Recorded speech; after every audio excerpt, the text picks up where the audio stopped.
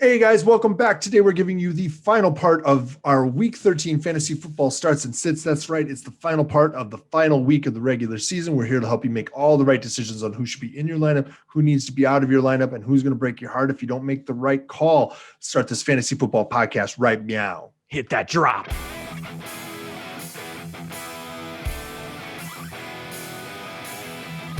Hey everyone, I am Justin. That is Kyle, and this is the Fantasy Football Upside. Thanks for dropping by our Fantasy Football podcast and YouTube channel. We appreciate it.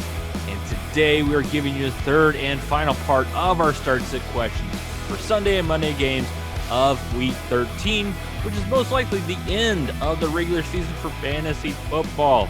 So assuming nothing gets moved, obviously, right? Well, yeah, assuming that.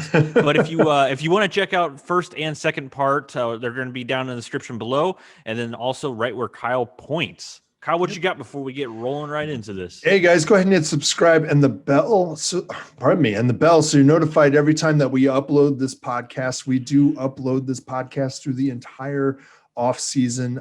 We are going to, I think, right after the week 17, we're going to take a little bit of time off, but then we'll get right back on the horse. We probably won't stay at a 5 episodes a week pace until the season gets a little bit closer, but we will keep you covered so that you know what's going on, help out people who draft in dynasties and really early leagues, that sort of stuff. All right. So let's see here. Hey, it's the last week. If you need help getting those start sit questions answered, feel free to drop them down below or to throw them onto Twitter and hit us up there because we're always asking. Do you need assistance? That's right. And we'll give you a cookie if you can tell us what that's from, because apparently nobody can or nobody's watching. All right, so let's dive in headfirst into the shallow end. Yeah, it's one of those. Those are the only two options. Let's dive in headfirst into the shallow end on these matchups and see what we got. We have Philadelphia at Green Bay. If you want to start us off with Philly. Absolutely. It's not going to take me too long because Miles Sanders, I'm going to start him preferably in a flex because he's had back-to-back duds. It doesn't get any better, maybe, but we have seen his workload decrease ever since he came back from his own injury. So I don't know if it's something that's going to increase or not in this game. What's up? His own injury? Yeah, sorry. I mean, he can't come back from someone else's injury. You never know. Is that what sympathetic pain is? Oh yeah, for sure. or is that when your wife is giving birth, you're feeling sympathetic pain? I mean, that's what I called it. I needed some. Aw. But other than that, man, I have Dallas Goedert. I mean, he's the only person that you can count on for fantasy relevance, in my opinion, on this team right now. And that's saying something on this team. Zach Ertz possibly back. I saw something about that. I think Zach Ertz I don't think that activated matters. off of IR. Yeah, no, he was. I don't. Yeah, before. I mean, I wasn't even going to mention him because I don't think he has it on this team. Carson Wentz can't get that ball out, and when is it time to pull the plug on Carson Wentz? You can't pull the plug and sit him and cut him because that mega contract he signed. So he's still there for at least a year. No, we can in fantasy football, but they can't. Exactly. The Eagles can't. All right. Well, Green Bay, I got a lot more starts on them than you do. Really? Wow. Yeah. Even with that tough Eagles defense, it's kind of I think they're at the breaking point. Other than Graham, there's not a lot of willpower out there on the field usually. And what's his name? Slay is getting abused. I don't understand. Yeah, I don't understand the desire of that team to leave him covering DK Metcalf by himself. He probably asked for it, and boy, he's not asking for it now. Yeah, but at halftime they had to say, "Dude, we gave you a shot." No, this is done. So Aaron Jones, both starts. Rodgers is getting it done. Game plan should be a lot of quick stuff and motion alongside the running game. That's my anticipation here. Yep. Even after the loss of Lindsley, I think Aaron Jones is still a start. He put up numbers even after that. And actually, if you're paying attention, Lindsley's actually missed time in both of the last two games. He got hurt in both of them. And so this is not the first time that the G is silent, like in lasagna. Elton Jenkins. And yeah. So Aaron Jones did not find pay dirt last week. So he's due. He's due. Right. I mean, that's pretty much it. I mean, that dude scores. He scores all the time. He could have a 4 touchdown day. I mean, he's done it before more than once. So why not? Jamal Williams, I'm leaning towards flex only with him. Actually, I like that he is a flex play, and I think he's a solid flex play. If you don't have like an RB2 that you can stick in there. Devontae Adams, start your studs. Yep. He's a little better than DK Metcalf. So if you guys want to make a bad decision about putting Slay on him by himself, have at it, killer. I don't think that I don't think that you're going to shut down Devontae Adams. Let's see here. Alan Lazard, he's startable as a wide receiver 3 or flex, I actually believe. And Marquez Valdez-Scantling, I think he's a flex only. He's kind of high risk, high reward. He's had a much better showing this year than in years past. A guy I would keep an eye on who we don't actually keep in our notes because he's only just now come back is Equanimous St. Brown. He's showing up on the stat sheet because he's doing a really good job like Lazard does of blocking in the running game, which keeps him on the field and makes him available when Rodgers alters the play to a pass play. Yeah. And so he's getting some big catches for them actually, which is surprising because both he and MVS had stone hands their first 2 years. Robert Tonyan, this is actually a decent matchup. The quick passing game that I'm anticipating happening should make him a bit of a focal point actually this week for that offense, allowing him some decent upside. Maybe he finds the end zone. I don't know, man. They seem to want to get Mercedes Lewis TDs. I don't get it. So whatever. Yeah. Works for me. Leader in the locker room. Let's get him some touchdowns. Yeah. I think he's got more touchdowns this year than he had in all of his years before he got to Green Bay. Something like that. Well, he was with the Jags, so yeah. That checks out. Well, he always was a run blocking tight end. So, all right, move on here. We've got Denver at Kansas City. Let's talk about Denver. Drew Lock, he should be available off the COVID list is what I'm anticipating. I think I saw something with him back at practice, actually. Yeah, I think Broncos. Yeah, I think the Broncos, they said that they've got some new protocol in place that's going to prevent this sort of slip up again. I'm like, that kind of already was in place. It's called a face mask. Right.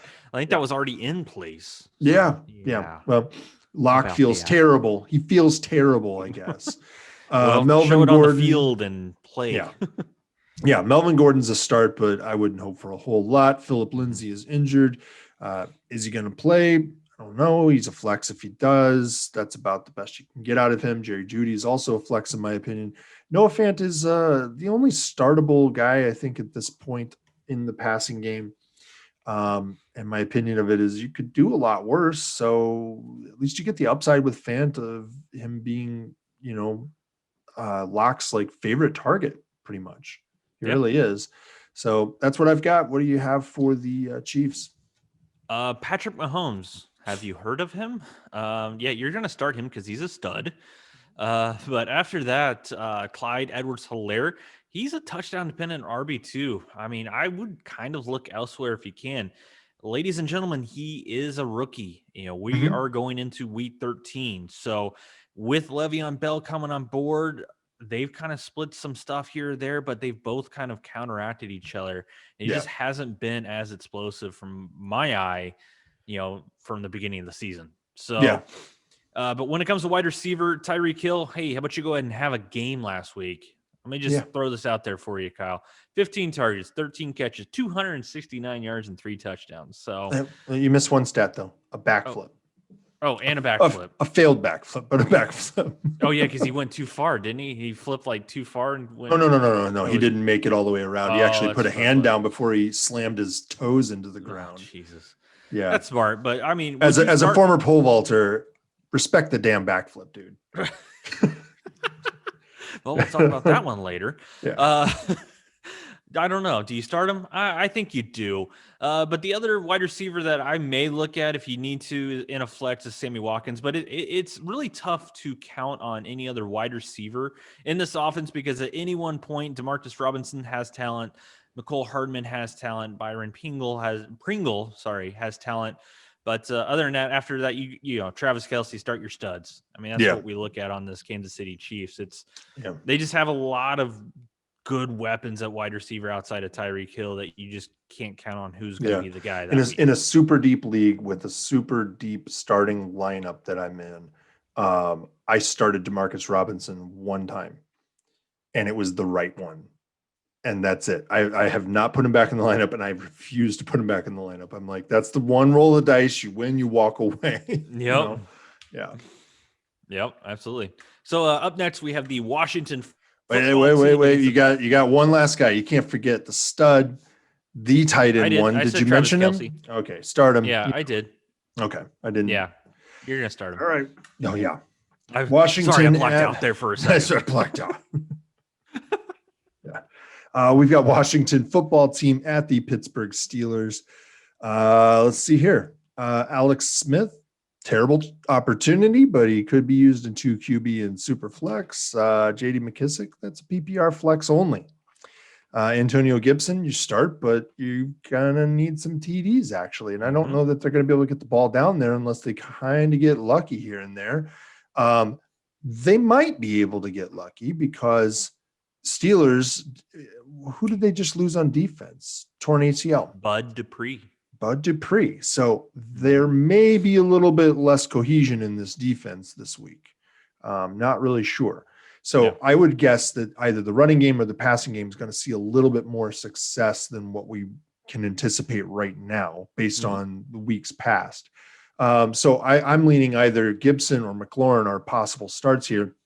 And like I said, with Gibson, you're going to need the TD upside because he's really mostly at this point a short yardage back. He's not breaking much in the way of like big runs. Terry McLaurin, he's the only guy who's going to get you any value in the passing game pretty much at all other than Logan Thomas, who's the tight end position this year is kind of too desperate not to start him unless you know you have a better opportunity. So that's where I'm at with that. I don't know what you do otherwise. Right. So, yeah. All right. Pittsburgh Steelers. Ben Roethlisberger, you're going to start him, but you're going to be looking at a low-end QB1 because the defense of Washington is actually somewhat decent. But for Ben, man, yards per attempt are very low this year. Very, very low. I think he's still hampered by the elbow injury that got him out last year. So limited upside. But when it comes to running backs, Benny Snell Jr., I feel confident in starting him because James Conner is most likely still out with COVID-19. I think he did test positive. So I think that's rough. That's rough. Yeah. He's a cancer survivor, dude. I know. So that's something you have to be careful with this. So they haven't really said much after he went down with COVID-19. So I'm sure they're going to kind of keep it to themselves when it came to what his history I think I remember us talking about it really early in the year that guys like him are going to be the ones that are most at risk, who we thought would possibly not play this year as a result. Yeah, absolutely. Absolutely. For wide receivers, I mean, I would probably start all three because at any one point, all three can get you 10 plus targets. But when it comes to upside, when it comes to the fantasy football upside, what we talk about, Deontay Johnson has the most upside on this team. Then it goes Chase Claypool, and then it goes Juju Smith-Schuster. So, but all should return around wide receiver 2 value. So, but I would go on that list of what I just said if you're trying to rank those three. And then Eric Ebron, man, the guy's still getting targets because even though Big Ben's, very low yards per attempt, he's still throwing it 50 times. I think it was 51 last week. So you're still going to have to put him out there if they're throwing it that much. Yeah. Yeah. I mean, it takes 50 pass attempts to get to 250 yards in that offense. I mean, it kind of does. Air yards at least. Yeah. All right, let's move on here. We got Buffalo at San Francisco. The Bills facing the Niners. Josh Allen, his rushing floor helps, but we kind of know who he is. We warned about this. We warned like maybe a week or two before it happened that his touchdown regression was going to come, and it was going to come really hard because he's been in the league long enough. We know what he's able to do. And man, it's been rough. Like if you have him, I think that he had a bounce back game like a week last week or the week before, but you can't really rely on that at this point. Teams kind of figured out you spy him and force him to throw from the pocket repeatedly, and then you just got to cover Stephon Diggs. Easier said than done, obviously, right? But Zach Moss, this is a tough matchup. I think maybe you could flex him, but I think that's a big risk. The only guy I think beyond Josh Allen that you should consider starting here is Stephon Diggs. Yep. You're not sitting him regardless of the matchup, which is an absolutely tough matchup, obviously. Yeah. But I think you got to still roll with him. He's been phenomenal this year. Absolutely. So San Francisco, what do you have? For the 49ers, I have Raheem Mostert as a start. So he did come back last week. He only played 40% of the snaps, Kyle, but he outtouched every running back. So I think he should. Didn't he have a ball ripped right out of his hands, though? He did, but I think he still went back out there. They still tried him out there, even though they have like 20 different running backs, because Coleman, I think, is back. McKinnon is there. Jeff Wilson came back last week. So they're still giving him the rock. If that were the case, he probably would have been sat. But I think he is the running back 2 in fantasy purposes, but the number 1 on this team. When it comes to wide receivers, Deebo Samuel, welcome back as well. Wide receiver 2. Who? Deebo! My bad. I almost missed it. Thanks for keeping me on track. Might be our last chance. It might be, man. But I mean, he got all the targets last week. He's going to be a steady target player. I think towards the end of the season, all the way through the fantasy football playoffs. There is a player coming back this week, possibly, and that's Brandon Ayuk. He should. He's be back. activated. He's back. Okay, he was activated today.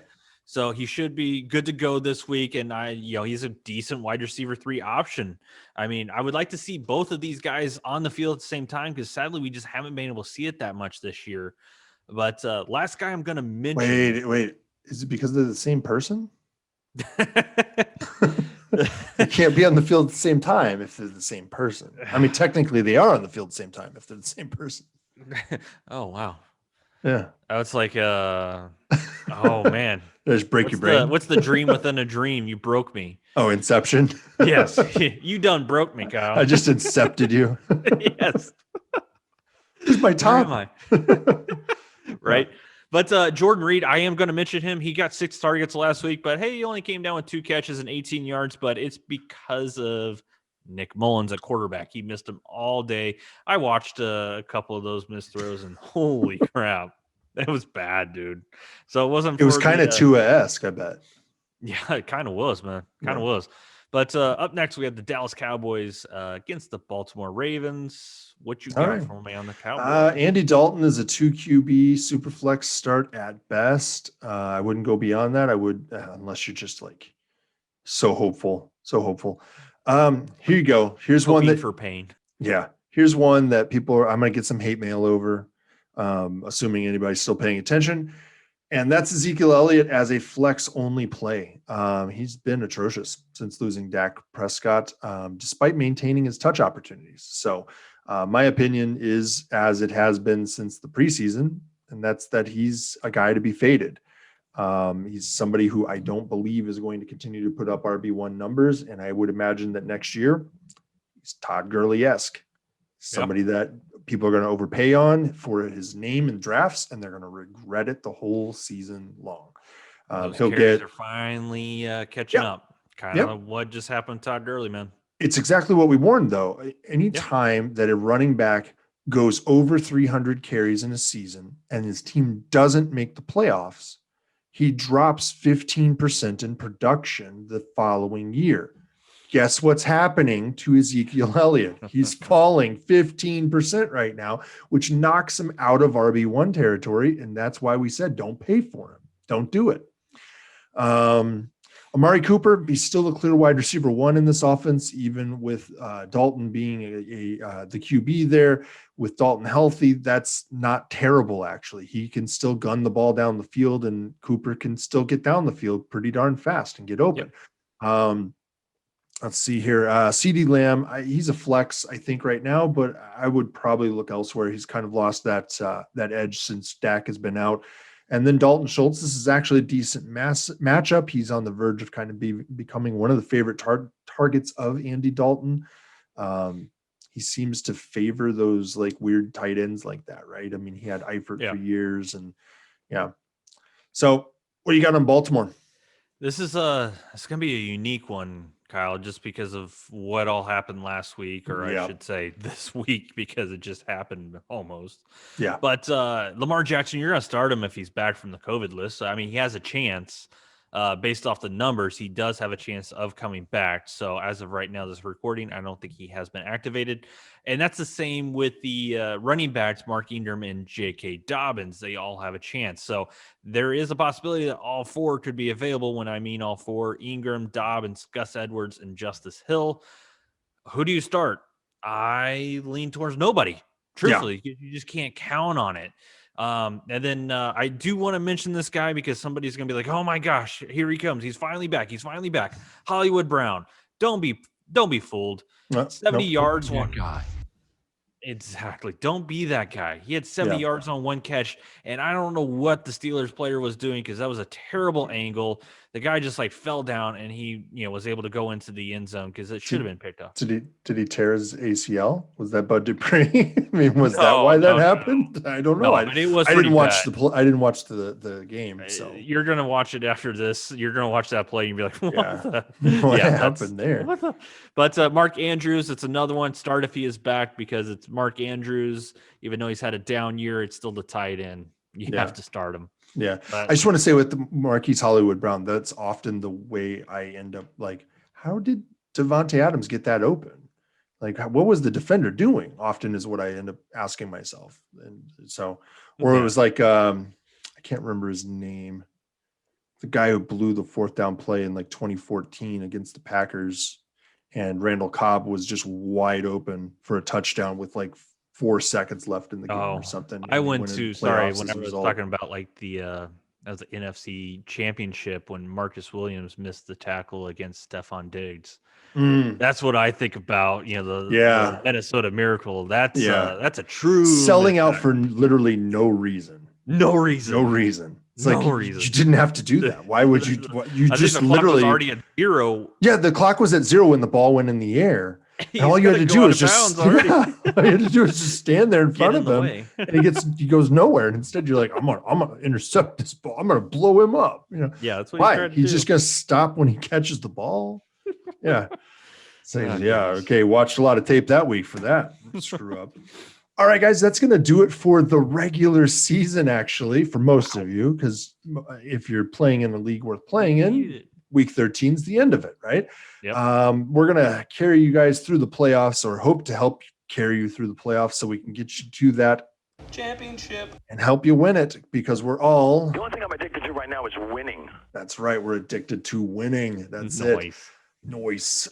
So if you have any questions, last minute questions, whatever it is, we're going to keep an eye out all weekend long, try to help you guys out. Make sure you throw your questions down in the comments below. Make sure you hit us up on Twitter. Our tags are all around, or whatever they call it. Our handles are all around the screen right now. So get those questions in. We're going to try to help you guys get into the playoffs. It's kind of like, what is it? It's that turkey hotline or whatever it is that they do on Thanksgiving Day. That's what we're doing, guys. Basically, we're you can hit us up. We're going to help you out. We're going to try to get you into the playoffs so that you can have a shot at winning your championship this year if you're not already locked in. So good luck if you guys need it. Hopefully you get notch that win this season and get into the playoffs, get a ticket to the show. All right, guys. Like I said, subscribe, hit the bell so you're notified every time we upload the podcast. We'll be here in the off season as well. We're going to help you through the playoffs too, 5 episodes a week. We're going to throw the other 2 breakdown episodes on the screen right now. See you next time, guys. Thanks for being a fan of the Upside. Bye. See ya.